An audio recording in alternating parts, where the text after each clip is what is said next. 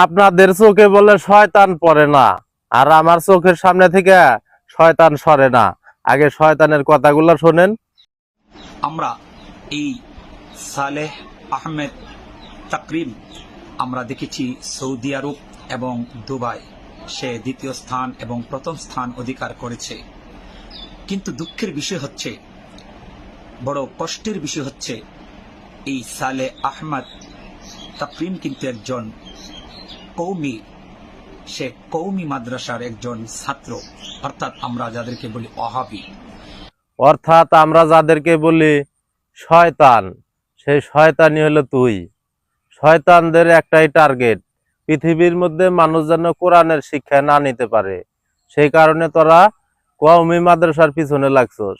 সারা বিশ্ব জুড়ে কোরআনের আলো ছড়াইতেছে এই কওমি মাদ্রাসার ছাত্ররা, আর তোরা শয়তানরা কওমি মাদ্রাসার পিছনে লাগছস। কোনো লাভ নাই। সারা পৃথিবীর শয়তান মিলে এক জায়গায় হয়াও কোরআনের বিরোধিতা করে কিচ্ছু করতে পারবি না। ভণ্ডর দল কোথাকার, সর।